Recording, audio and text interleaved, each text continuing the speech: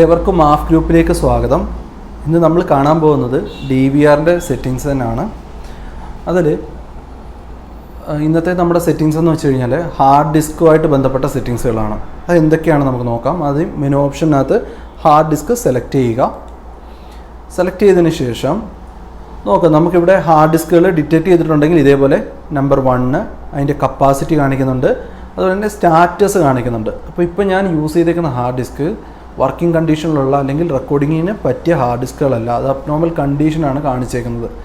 അതുപോലെ തന്നെ property read and write type local free space കാണിക്കുന്നില്ല, 0 MB ആണ് കാണിക്കുന്നത്. അപ്പം ഇതേപോലെ നമ്മൾ ഹാർഡ് ഡിസ്ക് കണക്ട് ചെയ്തിട്ടുണ്ടെങ്കിൽ ഇങ്ങനെ നമുക്ക് ഡിസ്പ്ലേ വരും. ഇപ്പം നമ്മുടെ റെക്കോർഡിങ്സ് നോക്കി ഒരു ദിവസം ചെക്ക് ചെയ്ത് നോക്കിയപ്പം റെക്കോർഡിങ്ങുകളൊന്നും കാണിക്കുന്നില്ല എങ്കിൽ ഓട്ടോമാറ്റിക് ഇത് ഹാർഡ് ഡിസ്കുമായിട്ട് ബന്ധപ്പെട്ട ഇഷ്യൂ ആയിരിക്കും.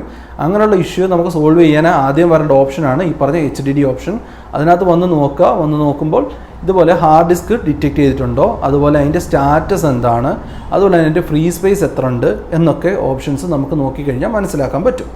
അപ്പോൾ അതാണ് ഈ ഹാർഡ് ഡിസ്ക് ഓപ്ഷൻ കൊണ്ടുള്ള ഒരു ഗുണം. ഇനി അടുത്തൊരു ഓപ്ഷൻ എന്താണെന്ന് വെച്ച് കഴിഞ്ഞാൽ, ഇനി ഇങ്ങനെ ഒരു പുതിയ ഹാർഡ് ഡിസ്കുകൾ കണക്ട് ചെയ്യുക, അല്ലെങ്കിൽ വേറെ ഇപ്പോൾ കമ്പ്യൂട്ടർ യൂസ് ചെയ്തുകൊണ്ടിരുന്ന ഹാർഡ് ഡിസ്ക് കൊണ്ടുവന്ന് ഇതിനകത്ത് കണക്ട് ചെയ്തെന്ന് പറഞ്ഞാൽ റെക്കോർഡിങ് സ്റ്റാർട്ട് ആകണമെന്നില്ല.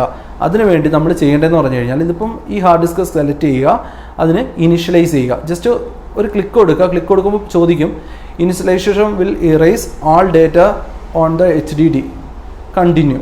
അതായത് ഇനിഷ്യലൈസ് ചെയ്യുമ്പം ഇതിനകത്തുള്ള എന്തൊക്കെ ഡേറ്റ ഉണ്ടോ ആ ഡേറ്റ കംപ്ലീറ്റ് ആയിട്ട് റിമൂവ് ആവുന്നതാണ്. അതായത് നമ്മൾ ഫോർമാറ്റ് ചെയ്യുന്നതിന് പകരം ഇനിഷ്യലൈസ് എന്ന് പറഞ്ഞ ഓപ്ഷൻ ഇട്ടേക്കാണ്.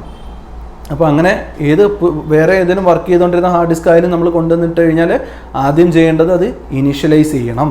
ഇനി ഫ്രഷ് ഹാർഡ് ഡിസ്ക് ആയാലും ഇനിഷ്യലൈസ് ചെയ്യണം.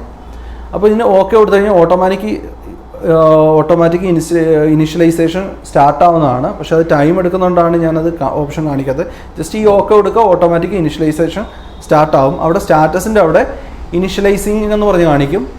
അത് കഴിയുമ്പോൾ സ്റ്റാറ്റസ് ഗുഡാണോ അല്ലെങ്കിൽ അബ്നോർമൽ ആണോ അല്ലെങ്കിൽ എററാണോ എന്നുള്ളതെല്ലാം ഇവിടെ സ്റ്റാറ്റസിൻ്റെ അവിടെ കാണിക്കും.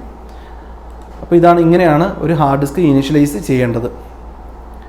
ഇനി അടുത്തൊരു ഓപ്ഷൻ ആഡെന്ന് പറഞ്ഞിട്ടുണ്ട്. ഈ ആഡെന്ന് വെച്ച് കഴിഞ്ഞാൽ നമുക്കിപ്പോൾ ഹാർഡ് ഡിസ്ക് ഇല്ലെങ്കിൽ പോലും നമുക്ക് നെറ്റ്വർക്ക് അറ്റാച്ച്ഡ് സ്റ്റോറേജ് വഴി, അതാണ് നാസ് കൊണ്ട് ഉദ്ദേശിക്കുന്നത്, NAS.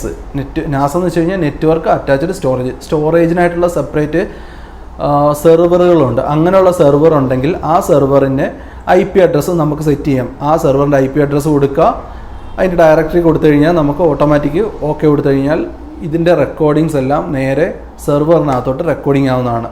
അപ്പോൾ ഞാനൊരു സിസ്റ്റം അതുപോലെ സെർവർ ആക്കിയിട്ടുള്ള വീഡിയോസ് ഞാൻ പിന്നീട് കാണിക്കാം. അപ്പം ഇങ്ങനെയും ഒരു സ്റ്റോറേജ് ഉണ്ട്. അതിനകത്ത് നാസ് എന്ന് പറഞ്ഞാൽ വളരെ ഇമ്പോർട്ടൻ്റ് ആണ്, നെറ്റ്വർക്ക് അറ്റാച്ച്ഡ് സ്റ്റോറേജ്. കാരണം IP ക്യാമറാസ് ഒക്കെ വരുമ്പം ഞാൻ അതിനെപ്പറ്റി കൂടുതലായിട്ടുള്ള വീഡിയോസ് ചെയ്യാം, നാസിനെ പറ്റിയുള്ള.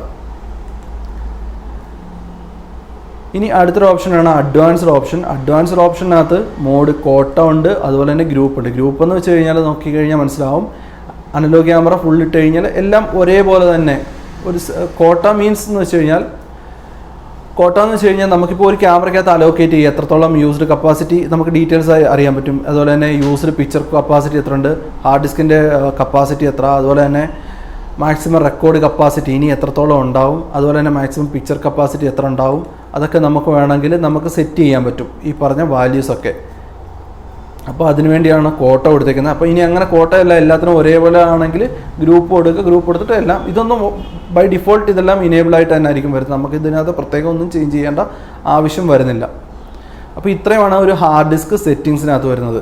അതിൽ ജനറൽ സെറ്റിങ്സിനകത്താണ് നമുക്ക് ഹാർഡ് ഡിസ്ക് ഡിറ്റക്ട് ചെയ്തിട്ടുണ്ടോ അതിൻ്റെ കണ്ടീഷൻ, മസ്റ്റായിട്ടും കണ്ടീഷൻ, അതുപോലെ തന്നെ നമ്മൾ ഇനിഷ്യലൈസ് ചെയ്യുക. ഈ 2 കാര്യത്തിന് വേണ്ടിയാണ് നമ്മൾ മെയിനായിട്ടും ഈ ഓപ്ഷൻസ് യൂസ് ചെയ്യുന്നത്. ബാക്കി അഡ്വാൻസ്ഡ് ഓപ്ഷൻസ് ഒന്നും നമുക്കധികം ആവശ്യമുള്ള കേസല്ല.